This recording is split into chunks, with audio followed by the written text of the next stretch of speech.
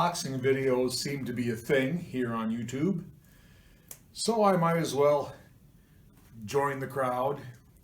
Got a few boxes here, some deliveries from the other day, so we'll go ahead and open them up. This was something I ordered off of eBay.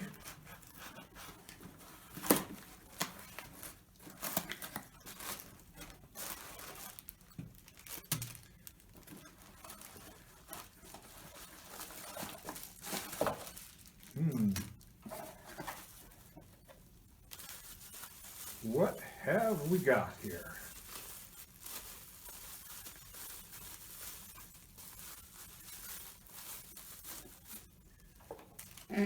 We have got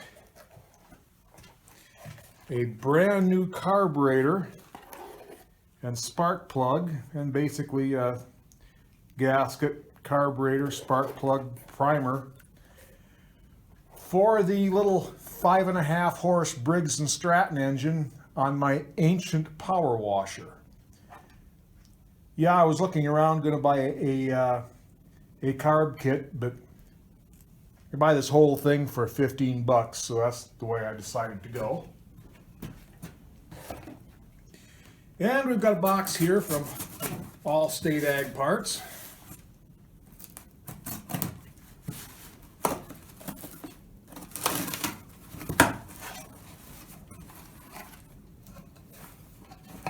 Full of a bunch of shredded newspapers.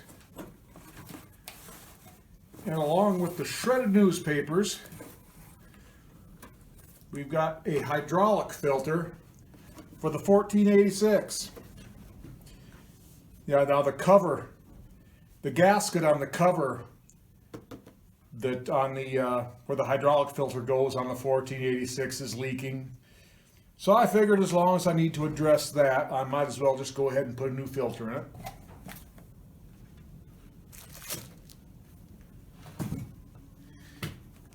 And we've got another big box here. This one is also from Allstate Ag Parts.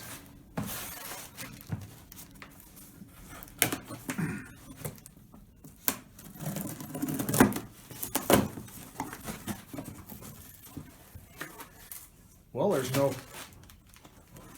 no shredded newspapers, but we've got 3 new 60-inch long, half-inch hydraulic hoses. These are for my moldboard plow. I knew I needed 1 new hose, but I went down to measure it, and the rest of them are looking pretty sorry too. At least 3 of the 4 are looking pretty sorry. So I decided to go ahead and replace the hoses on that. So that's our new parts. But I'm not going to do that this morning. Today it's kind of drizzly outside. So this morning is lawnmower day here in the shop. I've got my friend's Cub Cadet, one of my Simplicity mowers, and of course my International Cub Lowboy. I need to do a spring tune-up, change the oil, sharpen the blades. On these two I need to check underneath the engine cowling for mouse nests, make sure there's nothing restricting the airflow. I do that every spring. I can't work on the Cub yet today because I don't have the tune-up kit yet. Oh, I also need to, that's my friend's steel chainsaw. I need to take a look at that. Well, it never did stop drizzling yesterday, so I did my work in the barn, and this morning I got hooked on the moldboard plow. Got a bunch of hydraulic hoses changed. And now it's about 6 o'clock in the afternoon, and I'm just finishing up over at the neighbor's place. I wanted to get this plowed up, like I said, because there's more clay in the soil over here, and I'm afraid if I let it get too dry, it'll get hard to plow. But it's just about right now. It's working up pretty good. doing a nice job. It's pulling pretty easy. Of course, it's the 318s certainly isn't much of a test for the 1486. But we're getting it done anyway. Tomorrow morning I'll come over here with the 180 and the disc and get this disc up, and then it'll be okay. It'll sit for a couple weeks until it's corn planting time.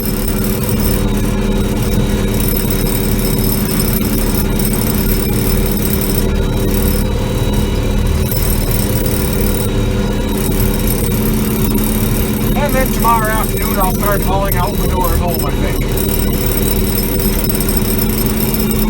Work on that for the next couple of days.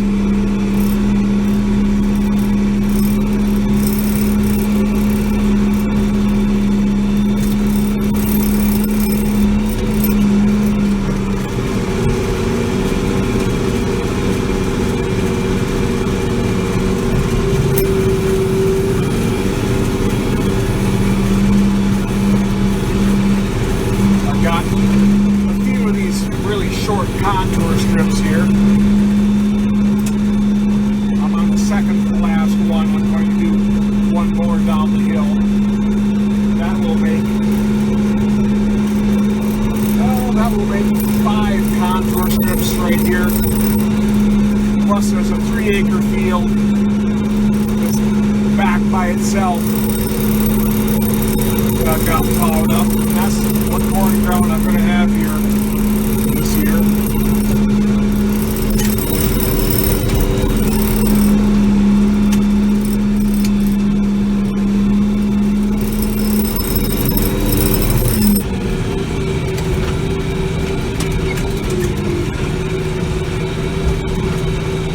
My neighbors here have this farm for sale,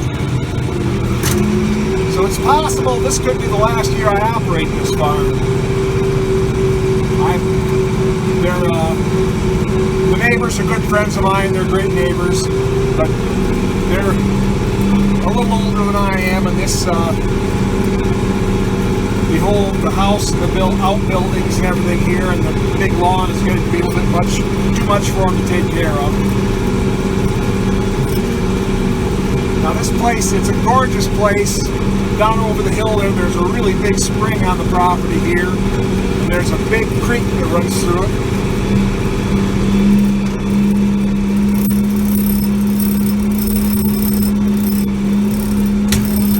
And they've put a lot of money into the house and the outbuildings around here. So they've got a pretty heavy asking price on the place. And by heavy, I'm talking 7 figures. So they figure there's a good chance it'll stay on the market for a couple of years. So I'll keep operating it as long as they still have the place. And whenever there's a new owner, if the new owner wants me to continue operating it, I would consider it, but I'm not going to say for sure. I don't really need this place anymore because next year all of my tillable land at home will be certified organic. Or if whenever there's a new owner they decide they want to go in a different direction, that's perfectly fine with me. I'm good either way. So we'll go ahead and get this finished up. Haul some manure tomorrow and maybe the next day. And ideally, in a couple of weeks, we'll get some corn planted. It's the next morning and I'm back here with the 180 on the, I think it's a 3-acre field, the one that's off by itself, here at my neighbor's place. This was the first one that I plowed yesterday.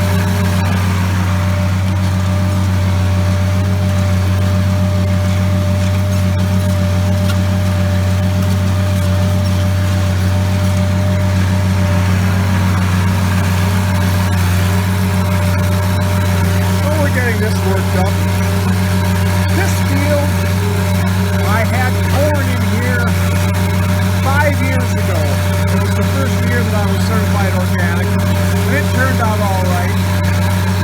And the I seeded it down, oats, and I think some kind of grass seed. And that year I combined this field with my 66 combine, which I don't have anymore.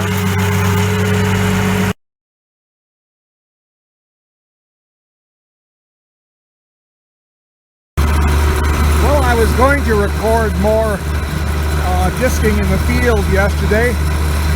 Turns out you need to hit the record button for that, so I'll try and remember that next time. Anyway, I'm here spreading manure today.